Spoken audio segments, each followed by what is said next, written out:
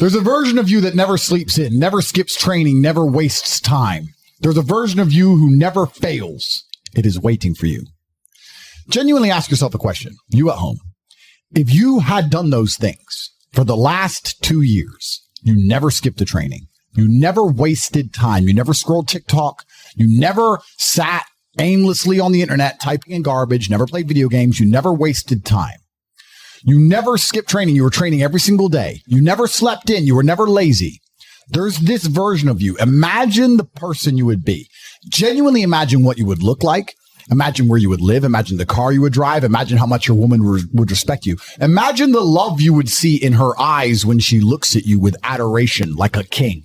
Imagine your existence. That person is waiting for you. And the only thing that's stopping you from being that person is your monumental laziness. You can have it. The universe is very giving. It will give you anything you work for. I've never seen somebody try for something with all of their might and not get it. The only people who do not have the things they want are the people who do not try for them.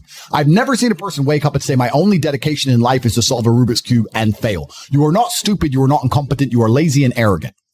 It's extremely important you understand that that person is waiting for you and you are declining that version of yourself. In the multiverse, in the many different versions of the universe that exist, there is a version of you that does those exact things. And he is a greater person than you can even fathom. You can transform yourself into that guy. You can be a top G. That's exactly what I did. I knew who I was going to have to end up being before I became that person. My brother and I are not from rich families. We are not from advantaged beginnings, but I knew I had to be a big, strong, fighting billionaire. That's what I knew I had to be. Discipline is the key to success. If you cannot force yourself to do something you don't want to do, how are you ever going to put yourself through the suffering required for greatness? If you cannot force yourself to train when you do not want to train, if you cannot force yourself to work when you don't want to work, if you can't force yourself to not log into Pornhub or force yourself to eat right, how can you possibly ever become a monumentally successful person if you cannot control yourself long enough to do what must be done as opposed to what you feel like doing? The only people who get to live their lives based on how they feel are women and children. Children can cry because they feel like crying, as can a woman. A woman can start an argument because she feels like arguing, as can a child.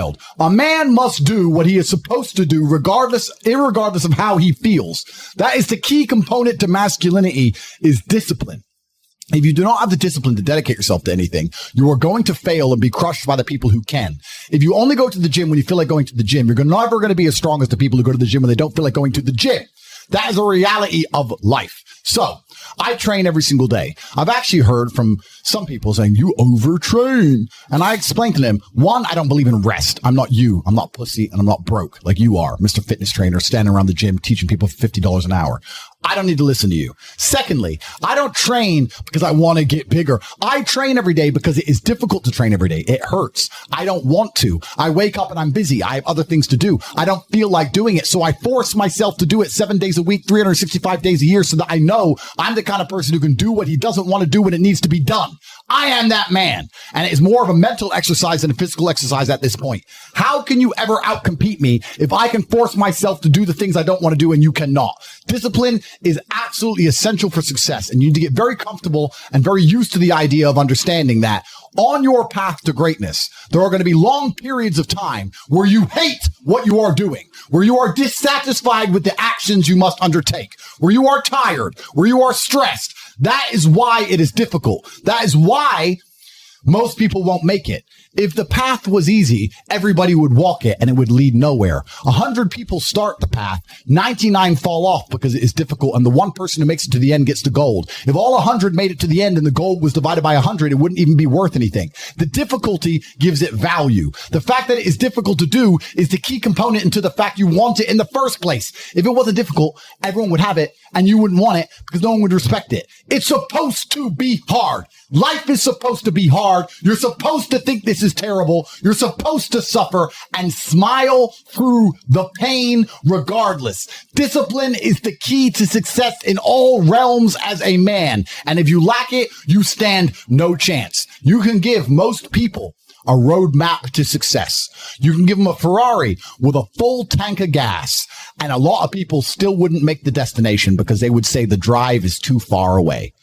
quitters. They don't have the discipline. You can tell them exactly how to do it. You can give them the mechanism to get there, but they don't have the discipline to complete the drive and end up at the destination. That is the majority of Earth. This is your competition. People who, even if they are told what to do and people tell them exactly how to do it and help them do it, still quit, still fail because they lack discipline. Even me, with my monumental powers, I can't make a quitter successful. It doesn't matter how good I am. It doesn't matter how easily I make it for them to succeed. It doesn't matter how compendious and concise and powerful the real world is. It doesn't matter how much I text them and motivate them, how many emergency meetings I do to try and talk to them and hype them up, how much motivation I give them. It doesn't matter what I do. If they are a quitter, guess what they're going to do? They're going to quit. No matter how simple the map is to read, no matter how fast the Ferrari is, somewhere along the drive, the sun's going to get in their eyes, and they're going to sit there and go, I don't like this, this is hard, and they're going to quit. Quitters are the number one type of people that nobody can help. If you're a quitter, I can't help you. Life can't help you. God himself cannot help a quitter. So if you lack discipline, you lack the very basic building block to any type of success which exists on the planet. By every single metric which can be measured with science, you are going to stay a loser and a failure. The key is to keep training. If you train hard every single day, you don't have to worry about a little bit of vitamin C. It's true. If you don't train and you don't smoke, you're still going to be a pussy. Yes. The answer is always hard work. As soon as you are granted life, you are guaranteed death. What you do in between is up to you. You are all conscious. That could end tomorrow. That could end in 100 years. But the time between the beginning of your consciousness and the end of it is completely up to you. Training is never the wrong decision. If you're in jail, you should train. If you are free, you should train. If you are rich, you should train. If you are poor, you should train. If you smoke, you should train. If you don't smoke, you should train. If you drink, you should train. If you don't drink, you should train. You cannot escape that hard work is always the correct decision. There is no time in any scenario when working hard is going to be the wrong answer. You should always try your very best in all things. I will smoke 10 cigars a day and beat the shit out of you because I train harder than you can possibly fathom. Pain is an extremely important part of the equation. Pain is the elixir of success. When people say this bad thing happened to me and I'm suffering, I say good. It is pain which is required. It's one of the elements in the chemical reaction. And the chemical reaction requires 5 particular distinct compounds, and you have 4 and you're missing 1. It simply doesn't work. Pain for a man is one of the most important elements in becoming successful. Batman is Batman because they killed his parents. If they did not kill his parents, he would not be Batman. You're supposed to suffer. You're supposed to take that pain. The worst thing that can happen to you as a man is you live a life with no pain in it. To be born into a rich family and have a nice, easy life and be given money, and you don't have to go to the gym and not have to train because you have bodyguards and sit around like a fuck up. You're going to be miserable and unhappy and a drug addict buying prostitutes. You're only going to have women who adore you. You're only going to feel confident in yourself and feel happy when you've been through hell and come out the other side. The pain is required. And you'll often notice that people who are better than you are people who have suffered more than you have suffered. So the person who is waiting for you, he requires your motivation. It also requires huge amounts of pain. So when bad things happen to you, do not sit at home and lament. Do not feel sorry for yourself. Instead, look in the mirror and say, thank you, God, for giving me one of the ingredients that is needed for the chemical concoction that is going to turn me into a superhero. Because pain is an extremely important one. In fact, it's one of the most important ones for a man. Everything is war. All of it. Sitting in the commute without losing your patience is war. Trying to find a way to escape your slave job is war. Keeping your wife happy and your children inspired is war. Training to become stronger than before is war. It is all war, and it cannot be avoided. And I'll tell you why it's war, because war is 2 opposing sides trying to achieve the same goal. 2 opposing sides want the same land or the same influence over X land. And the car you want, the Ferrari, you're not the only person who wants it. The reason it's so expensive is because others people want it. The girl you want, the beautiful woman, Everyone wants her. It is war. It is competition. Everything about life as a man is war. It is conflict because you are competing against the other men who want it the same, which is why discipline is such an important thing, which is why you must take the pain and add it to the concoction to become as formidable as possible. Life is war. This idea that you can go through life as a man and avoid war is probably the biggest mistake that most men make, because it is impossible for you to achieve anything significant without war. Running a business is war. Running a hotel, running a restaurant, running an online company, it's war. Training is war. Life as a man is war. You need to wake up and view it exactly as what it is. Everything I want, other people want. Everything I desire, other men are trying to get. This is a war and I must outcompete them. That is the best possible mental model you can have. Even in jail, it was a war for who could stay most calm, a war who could control their mind the best, a war for who could suffer the least. That is war. I was surrounded by people who lost their minds and I refused. It was a battle and I was successful. Life in and of itself as a man is a never-ending struggle and a never-ending battle. It is the constant of the human condition. Evolution requires pain. While others complain that they do not feel happy enough, I'm happy I'm struggling. I don't want to be happy. I want to be great. This is the beauty of life as a man. Do you understand? I don't care. I'm happy to be struggling. I wanted to fight. You wanted to win. I wanted to fight. That's the difference. You're concerned with winning. I wanted to just fight. And we're fighting. That is the beauty of life as a man, to be great. If you concern yourself only with being happy, you are once again acting like a female or a child. Happiness is fleeting. It doesn't even matter if you're concerned only with the hedonism of happiness. You're going to drink alcohol and go to parties and go to festivals and take drugs. I want to be happy. Who cares? I want to be great. I want to be great all of the time. And let me ask you a question as a man at home, genuinely, truthfully. Would you rather be a loser who's always smiling, a happy loser, or would you rather be a stressed winner? Because I'll tell you something about winners. Most of them are stressed. We are stressed. We're stressed. Putin is stressed. Genghis Khan was stressed when his messenger turned up after a 4-week ride with updates from the battlefront of Iran. I'm sure he was stressed by what he read. Even if it was very good, even if it all looked fantastic, he started to feel stressed. Okay, well, now maybe I need to go to Iran. How long is it going to take me to get there? Maybe we need to send more horses. Maybe we need to colonize Iran. He felt stress because the beauty of life as a man is to be great. So you have to sit here and ask yourself, do you want to be a happy loser that's insignificant? Nobody knows you exist. Women don't respect you. Men don't respect you. Nobody cares if you live or die, but you get to smile all the time. Or do you want to be one of the most important people on the planet with a little bit of stress? I am brilliant because I've decided to be brilliant. And if I have to sacrifice happiness to be brilliant, then that's fine. You know what the great thing about it is? You know, it's amazing what God gives, how the whole world becomes full circle. If you stop caring about being happy and you start caring instead about being great, guess what you end up being? Great. Along with great. And you know what? Yeah, happy. You end up happy if you forget about happiness and try to become great. You will never be successful if you're concerned about being happy, so forget about it. I like to consider myself a wise old man, and I'm trying my best to encourage and instigate a revolution amongst the youth where men take absolute self-accountability and they believe in themselves and they take responsibility for absolutely everything. As a man, you are most formidable if everything is your fault. If it rains outside and you get wet, that is still your fault. Can you control the rain? No. Could you have brought an umbrella? Yes. You need to blame yourself for all things, the good and the bad. And by doing this, you take absolute self-accountability, which allows you to build a mental model in which you will find solutions. 1, 2, avoid trouble because you know that anything bad happens to you is your fault. And 3, be the most fearsome competitor possible because we're living in a very competitive world nowadays amongst the elites. The people who understand that you're living inside of a fish tank are trying very hard to get out. And you have to make sure that you can outrun some of them if you want to escape. It's an age-old adage. If a bear is chasing a group of people, you do not have to be the fastest one. You just have to be faster than the slowest. The slowest person is going to die.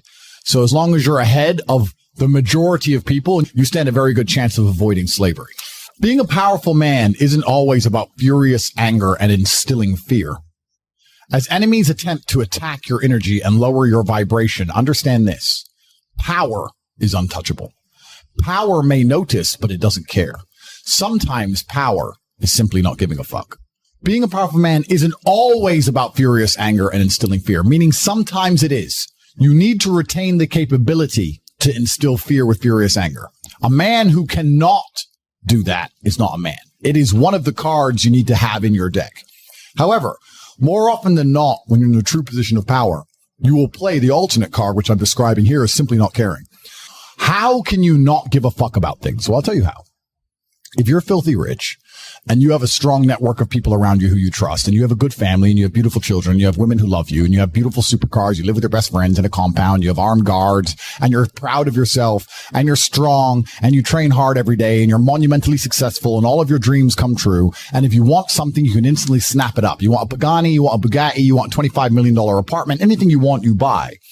It's very easy to not give a shit about the opinions of people who don't have one fraction of your success. And what these people are trying to do is drag me, I'm using me as an example, but we can also use it for you. When you have true power, they're trying to drag you down. They're not trying to elevate themselves. They're trying to drag you down, which is a very different thing, because it's amazing how God rewards those who are trying to build and create and elevate, and how it punishes those who are simply trying to destroy and be spiteful and negative. And these people are going to dedicate hours and hours and millions of hours of their life towards a certain cause. Thank you. To try and drag people down who they cannot affect because they're already too powerful and too large. And they're wasting their own human experience, and they're not progressing or advancing themselves in any way. They will stay brokies, and we will stay rich forever. So the lesson here is that you need to get to a position where ignoring people is a move in which you're guaranteed success. You can ignore people completely and they are benefiting you. And that comes from a position of power. And I think a lot of you at home right now, you may not be in our position, but if you're already working hard, you're already going to the gym, you're already training, you make sure that you're getting as much muscles as possible, as much money as possible. You're dedicated. You don't sleep in. You don't waste your time. You don't smoke weed. You don't play video games. You're focused on trying to become fantastic as a person. You can just ignore that girl. That girl who broke your heart or cheated on you, just ignore her. The most powerful move you can make is ignore her. Yeah, you could yell at her. Yeah, you could try and make her scared of you, blah, blah, right? That's not going to work. The powerful move is just to completely ignore her because you're on your ascent. She is likely on her descent. She likely has no intention of improving herself, no intention of becoming richer, no intention of becoming better looking. Time is against her. As she gets older, she's going to lose her looks. You're going to continue your ascent, and she's going to have to watch you for the rest of her life be the man that she could have been with that she's no longer good enough for. The best thing you can do is simply ignore her. That is the powerful move. And it's the same with also men. It's not even a gendered argument. There's men who want to be your friends right now, who wanted to be your friend, and they did something wrong to you. And if you're on the right path doing the right things, karma, God, the universe, whatever you want to call it, is going to teach them a lesson for simply failing to be a good person to you while they had the chance. But when you have a whole bunch of money, you take care of the people you love. And that's the masculine prerogative. And even my brother and I, anyone who's been loyal to us, who's on our team, we monumentally reward. And everyone who ever displayed cowardice or sold us out or made mistakes massively regrets it because they see how well we treat the people who are close to us. If you lack somewhere, excel somewhere else. Counter your weaknesses by honing other capabilities. If you're ugly, become filthy rich. If you're poor, be as strong as an ox. Life is unfair. The primary focus of your energies is to balance the books. And there's two different ways you could interpret that. You can, obviously, increase the attributes that you are lacking. If you have the ability to train, because a lot of people don't. Some people are born without arms and legs, but you, with 2 arms and 2 legs, are sitting at home jerking off the Pornhub, flabby and fat. If you have the ability to train, you should be doing it. But also, there are some things that some people are just better at, and you can counteract that problem by teaming up with people who compensate for your weaknesses. People who are strong in areas where you are weak, and you team up with people where you are strong in areas where they are weak. I don't think between the people in this house and our group of friends, we lack anything. Correct. Anything. Literally anything. We can sit as a group and have a conversation about anything with anyone in the world and give useful insight and change people's lives for the better, because although I am not perfect, our team compensates one for each other. And that's the point of brotherhood. So excel in one area if you lack in others. I have people say to me, Andrew, I'm short. What do I do? I'm short. Okay, God made you short. Fine. Good. Doesn't matter. You can't change it. What you can do is become as strong as an ox and become filthy rich and monumentally important and extremely influential. You can do that. People say, I'm poor. You should be strong. Oh, I'm strong, but I don't have any money. Okay, then teach others to be strong. Yes. There's always a way you can take your advantages and use them. And by teaming up with other men, other people, you can build a team in which there are no weaknesses. So if you have a disadvantage, you also have somewhere God has given you a distinct advantage over others. And it is your duty to excel in that realm. It is your duty to become so monumentally influential and powerful within that specific criteria in which you have the capability to be brilliant, that your weaknesses no longer appear because they can be simply overshadowed by your network or overshadowed by your absolute competence. By constructing the correct mindset, you can be in the exact same scenario you're currently in, living the exact same life with a different mental model in which you view the world. And you will not only feel more powerful, you will be more powerful. You'll achieve more amazing things. You will be greater. You will be happier with the same car, the same woman, the same house, the same income, the same everything. But your mind changes the lens in which you view the world. Lenses change things. Rose tinted glasses, perhaps dark glasses. You can put glasses on, change the lens, and you can view the world differently by changing how your mind is constructed and put together and the way you view the world. That is the point of mental Aikido.